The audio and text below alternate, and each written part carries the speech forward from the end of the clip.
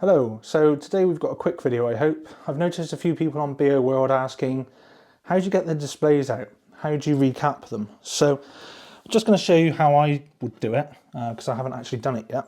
So this is what they call a set of feeler gauges, and this is from, setting tappets on an engine and what have you. So I use this, but what you're looking for is something thin but sort of structural that you can use for this job. And the way these covers come off is they're kind of clipped on the side, but they're also clipped along the top and technically the bottom. But if you get the top out, the bottom will fall out. So I just hold this in my hand, and what I'm trying to do is I'm trying to look to see if I can just flick it out.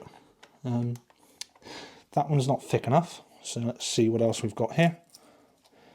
Okay, that's the heaviest duty one that's there, I think, so let's try that one.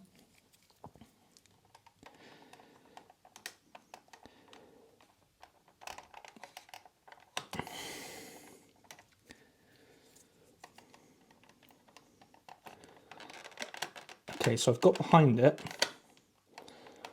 and you can see it wanted to come off there. There we go. And I think, yeah, there we go. I think there's 3. And then you should be able to, there we go. Okay. Oh, and there is a cardboard place holder there. So if you have a look at that, we can see there's 2 at the top. See if that's on camera. Yeah, it's just about. 2 on top, 2 on the bottom, and then there's a middle one. There is actually a middle one. Now the reason I was trying to be very careful is you can see this one's actually lost 3 of its pegs. It's only got 1 remaining. Is that in focus? Is that in camera? There we go. And those would actually locate it on the side, but mine are quite damaged now, sadly. But there we go. That's how you remove it. And you want to try and pull it straight out so that you don't snap those pegs. Then the screen, I'm trying to see, I think there's a couple of screws holding it in. I might come in for a closer look on that, so please hold.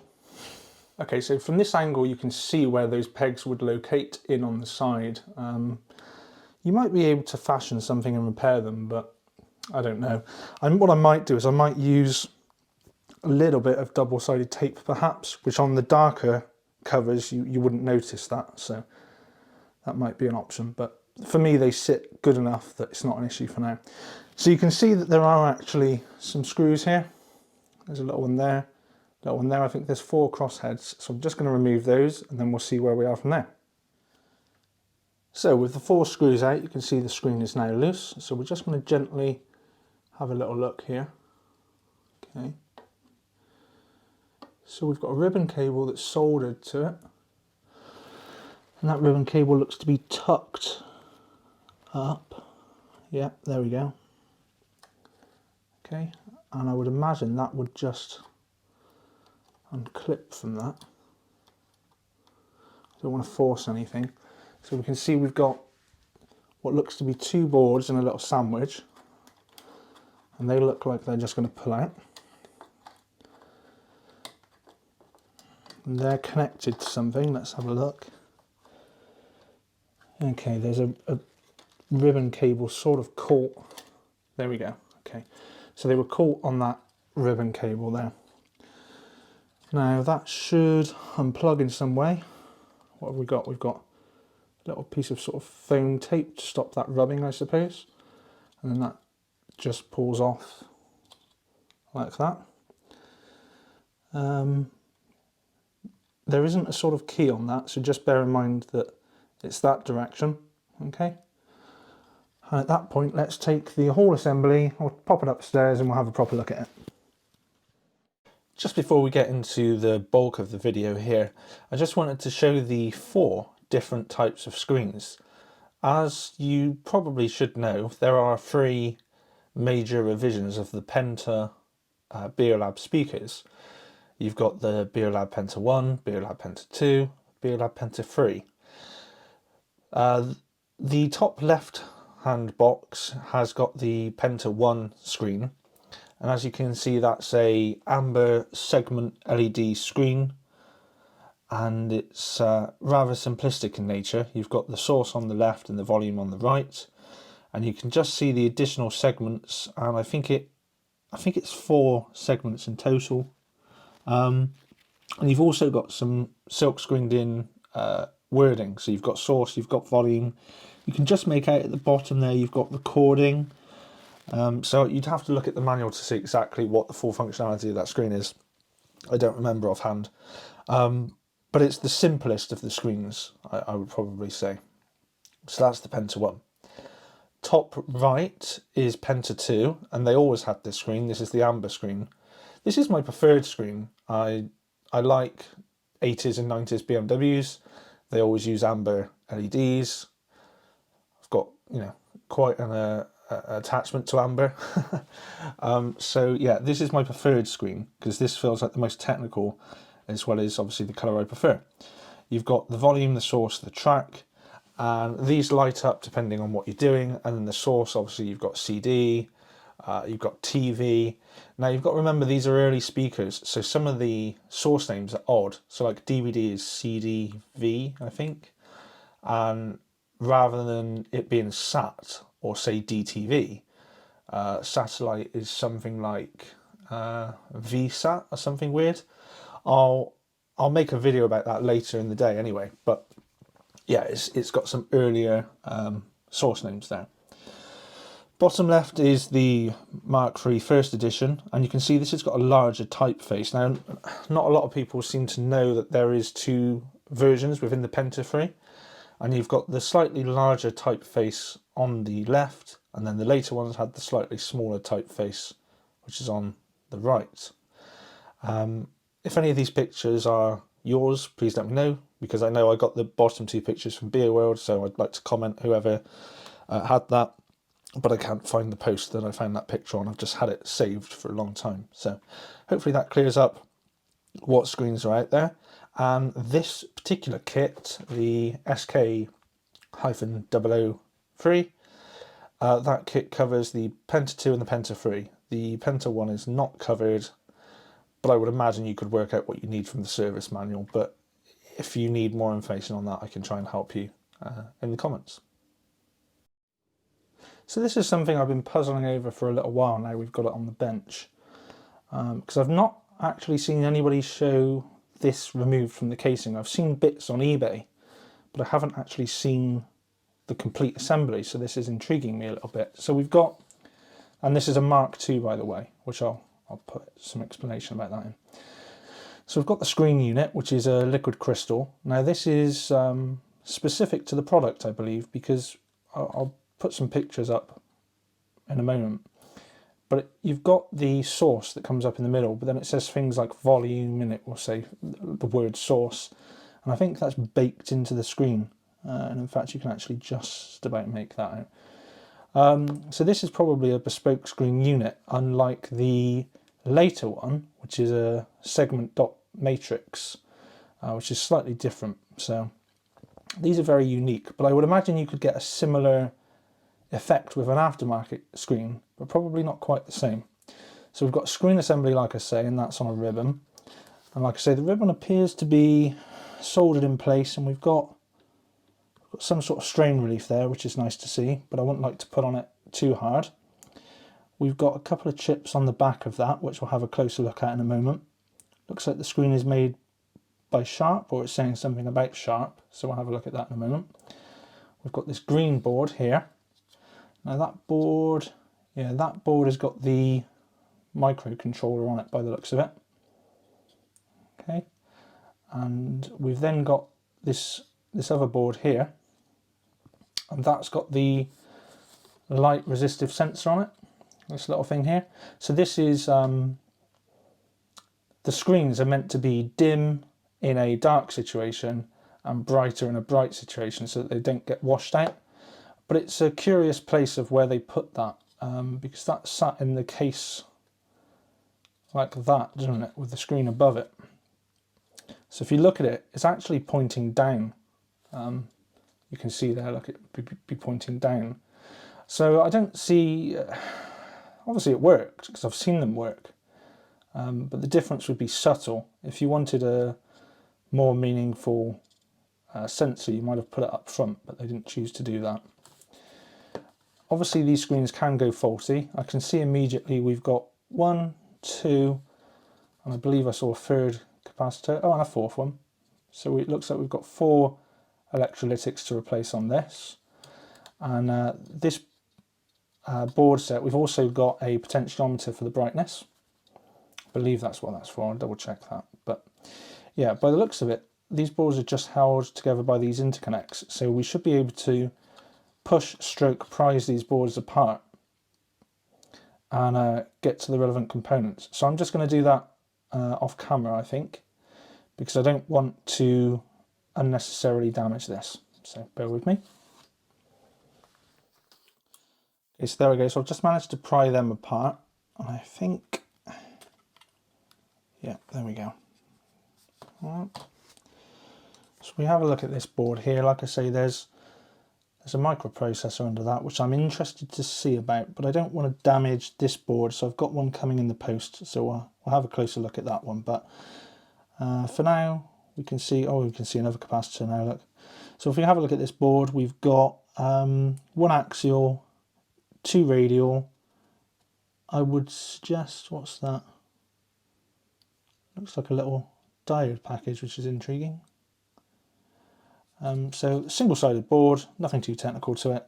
So we will just check the orientation of the caps, make sure that the silk screen is correct, and I'll get those desoldered.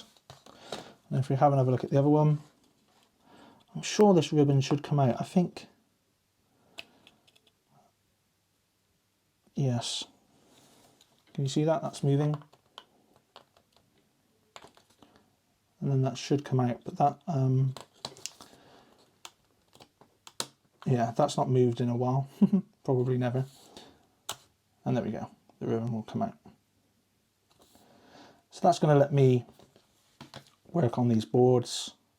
We'll put some deoxit in the potentiometer there, and also in the sockets of the board interconnects, just to make sure that they've got as much chance as they can to make good connections.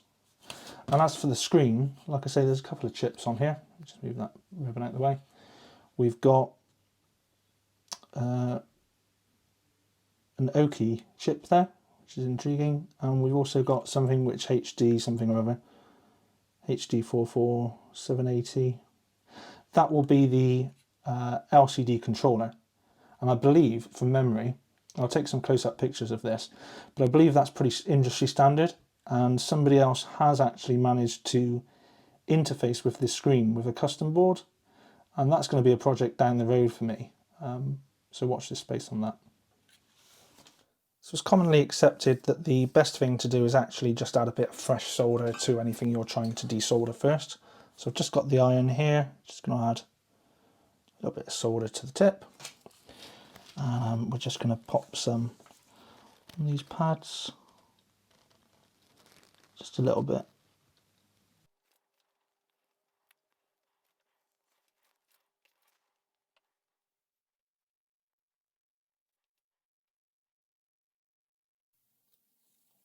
And I might just need an extra bit of heat for those back pads there, because they're slightly larger.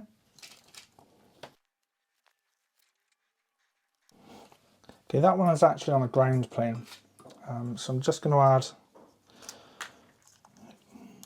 add some flux there just to help get that one started.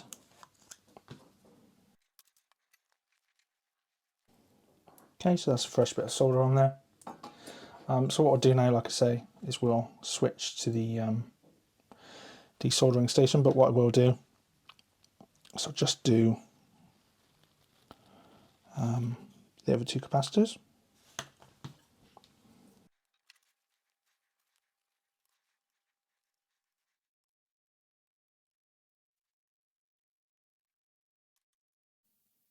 Okay, good. So we'll switch to the desoldering station now and we'll get those removed. So the desoldering station is up to temp, so we're just going to have a quick go at getting these caps out. I've shown this process before. You just get your gun. We'll just try and see if we can clean that up a little bit. And it's just a vacuum pump, and what you want to do, pop it over a leg, give it a little wiggle, pull the trigger and release. You want to try and hold the trigger going after you've pulled off, so that you A, don't clog the gun, and B, hopefully you get it nice and loose. And you can see instantly, look, you can see there it's completely loose. So I'll just do the other side quickly. Oh, and it's fell out at this point.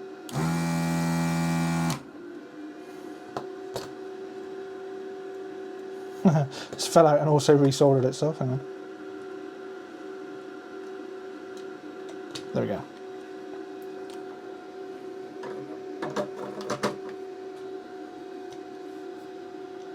And you can see there, if you wanted to reuse it, you could. And you can see that there's absolutely no damage to the board at all.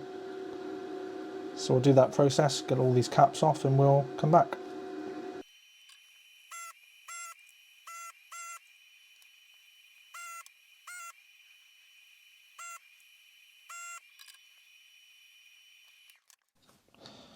Okay, so we can see all the capacitors are falling out all over the place here, which is brilliant. So what I'm going to do is I'm just going to stop the camera now. You can see they'll just literally pull out now, look. And that's why I love using that device. Perfect. So that's all the caps removed. I mean, let's have a quick look. Yeah, that's interesting, isn't it? It's almost like that's potentially been leaking a bit. See all of the sort of flux residue, potentially capacitor electrolytics. Let's have a look at the base of the cap on that one. Yeah, the plastic is shiny, so potential for leakage there.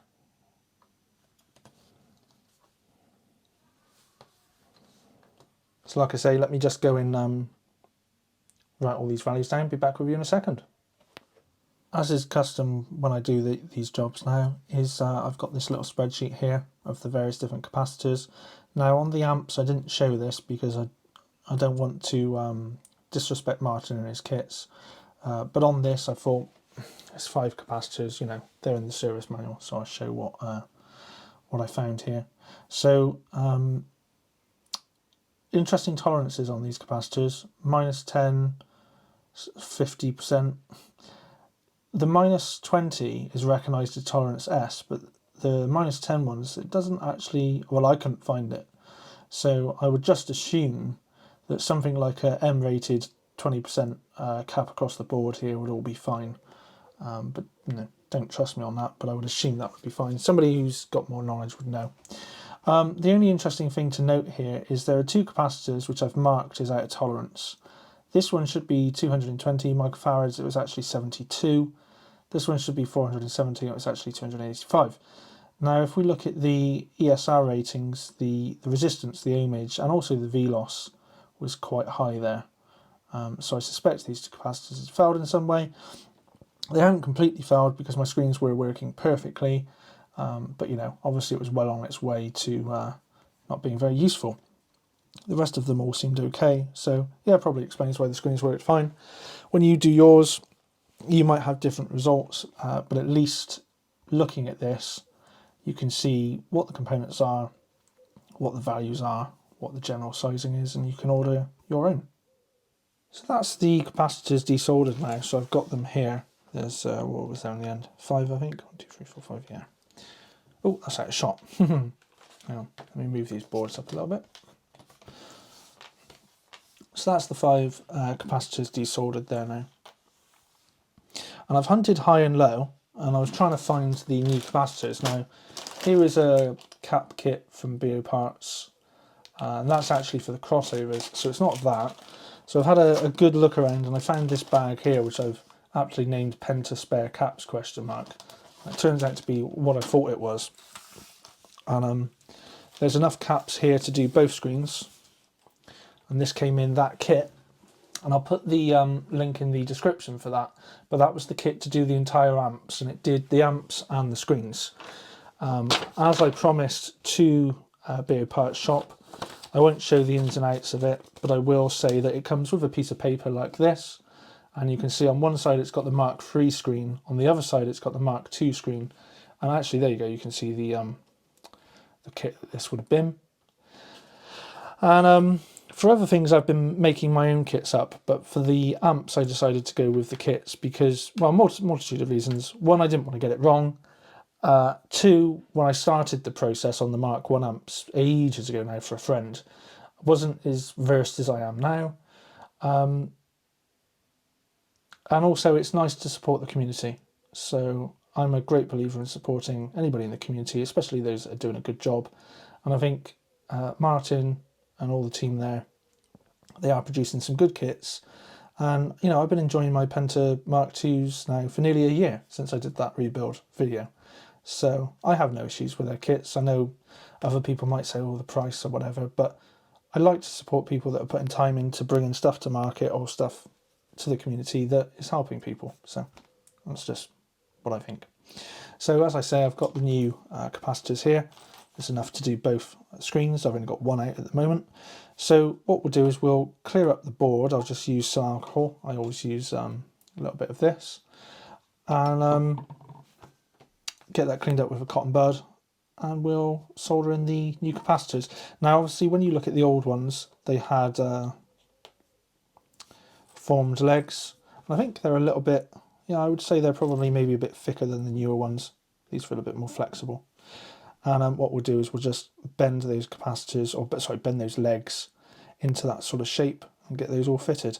So let me go ahead and form up these capacitors, clean up the boards. We'll do time lapsing of all of it, and we'll see how we get on.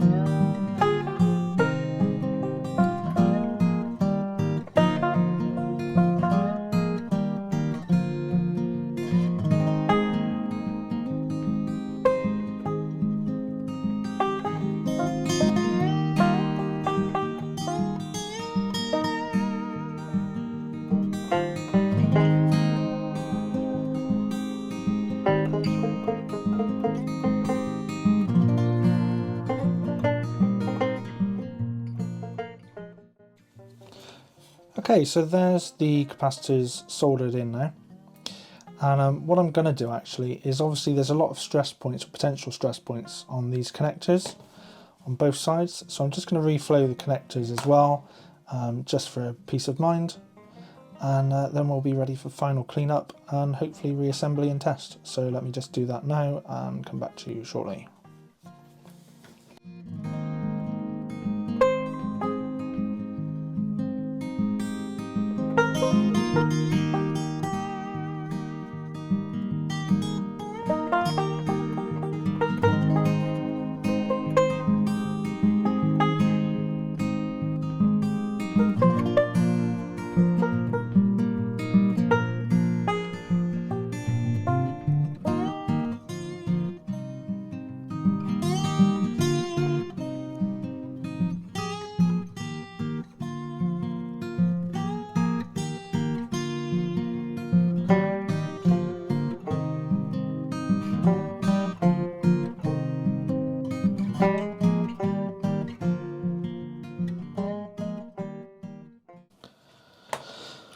Okay, so that should be the boards sorted out now. So what I'll do is I'll just bring the little scope in quickly.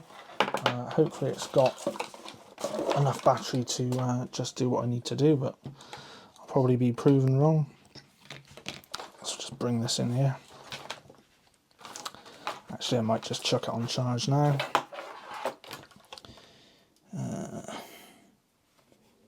Oh, and I haven't bothered to put the SD card back in it. Oh my days. Right, bear with me. Okay, so there we go. So you can roughly just about see what's going on here.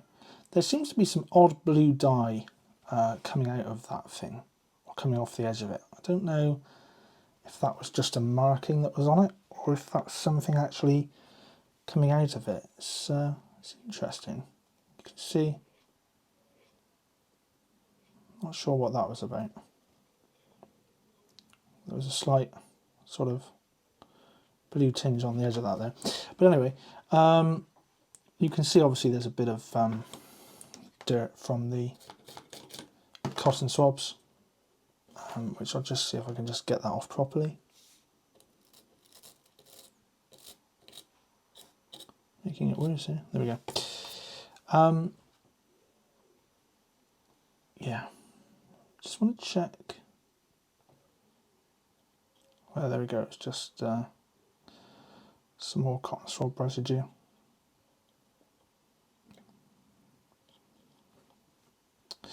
So we can see obviously my soldering here looks fine across all of the pins, absolutely fine. There's no sorry, it's a little bit out of focus there. There's no bridging or anything like that, so that all looks good on that connector.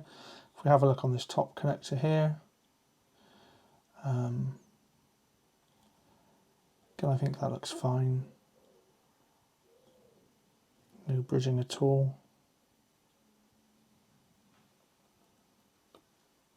You see it's very fluxy still, so I'll give it another clean off camera, but we can see that the soldering looks fine there. And let's just check the connector on this side. Again, a bit more cotton swab there, but the quite nasty amount of cotton swab there. Sorry about that, my battery died on the camera, well, phone. So thankfully you don't have to listen to me ramble on about all of that soldering. But I've since cleaned the boards again, and they've come up much cleaner this time, so I'm happy with that. The soldering generally looks fine, so I'm again happy with that. I've used some deoxit on the connectors and then cleaned the boards because that stuff is a bit oily, so it does get everywhere.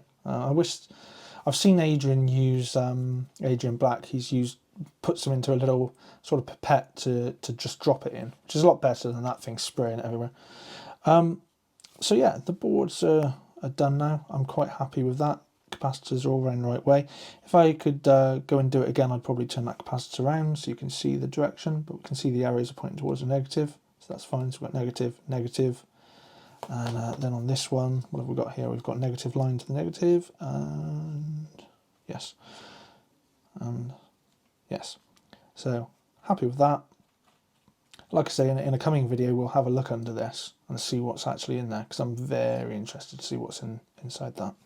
So I would say to reassemble it should be just a case of popping them one over the other and just trying to line that up carefully. Let's have a quick look here. Oops, there's one. There's the other, and they should just, yeah. Now,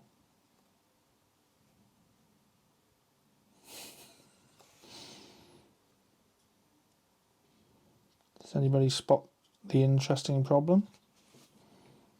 That capacitor with a bow on the board, it's too high in its current position, so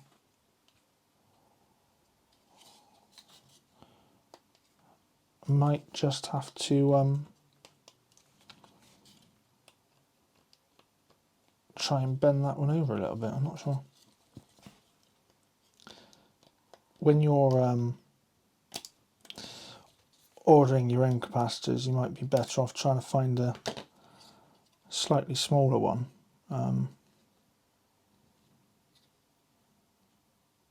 Just bend them over slightly, but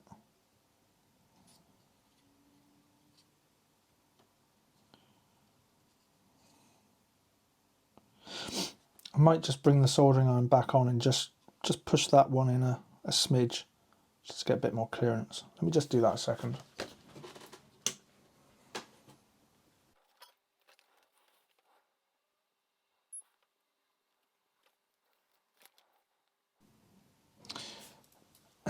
I may have just done something really, really stupid, which is very stupid for me because I should know better.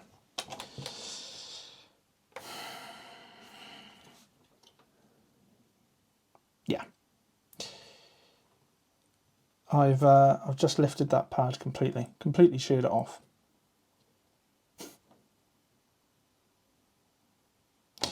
And that is why you don't do what I just did.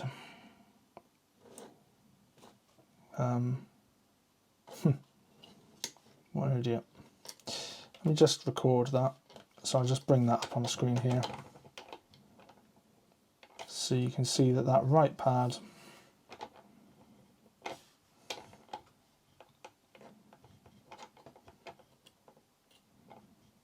is it's on the end of the leg, it's completely off. So let me desolder that pad because that's absolutely bloody useless.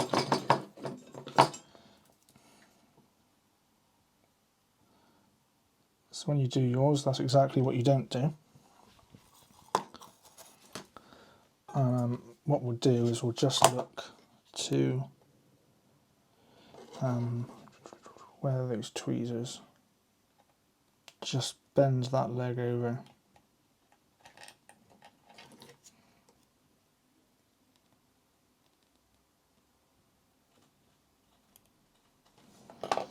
And then what I'll have to do is I'll just have to just clean a little bit of solder mask off of that. So I'll just use a fiberglass pen just to do this. Actually, I might be able to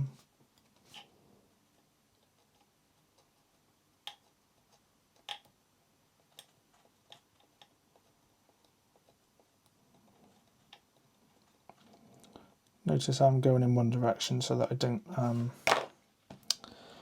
spread up that trace any more than is absolutely necessary.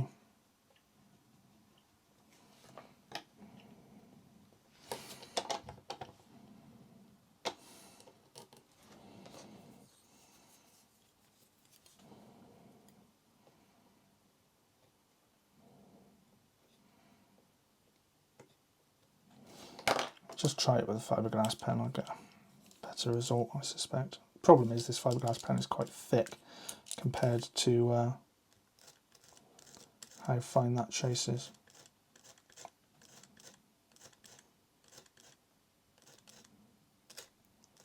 Yeah, okay.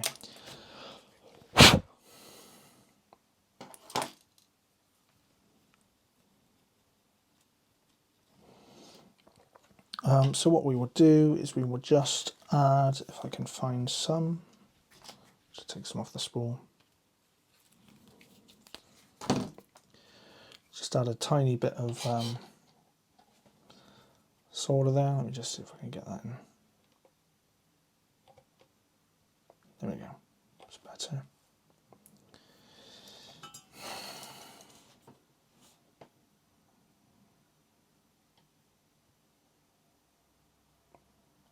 Just added a little bit of solder there. And like I say, we'll just see if we can just bend that lead over. And we'll just try and bridge. So apologies for that. That was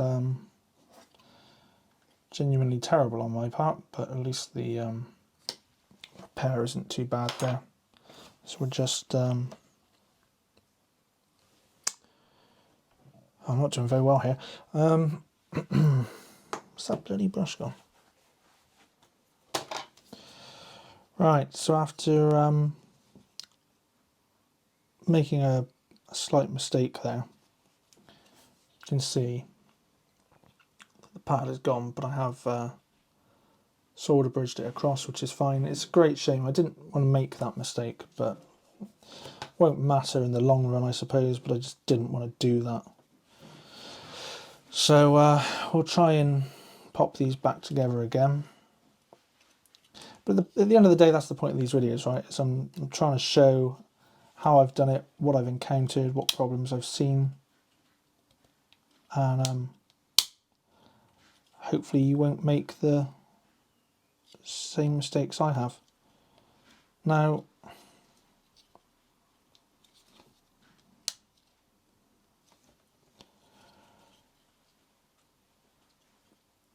that capacitor is clearing, and the big one behind,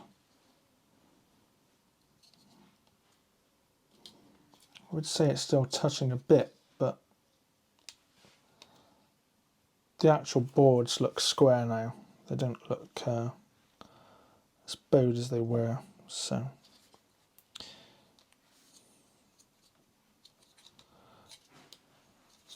and there was always a little bit of space there anyway, so I'm happy with that. So that's that. Like I say, this this ribbon connector, at the moment I'll flick it out.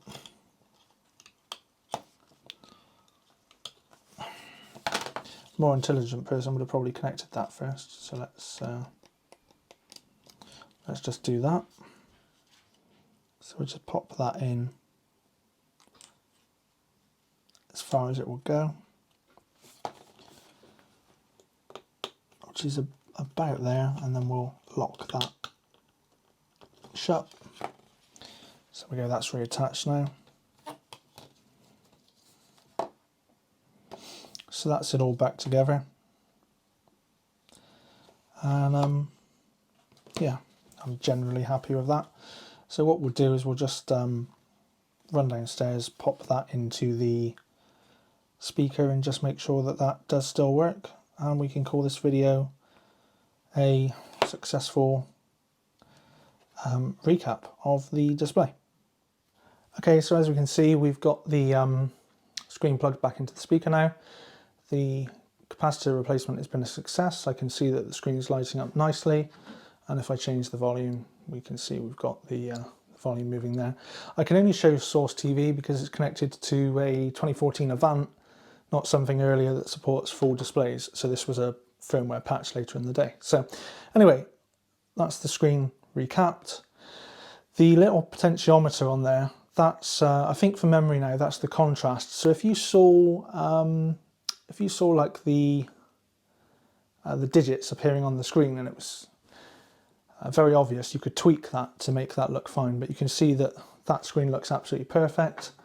And if I popped the cover over it, you can see it would look really good. So thanks for watching. Got any questions, let me know, but other than that, I think that's it.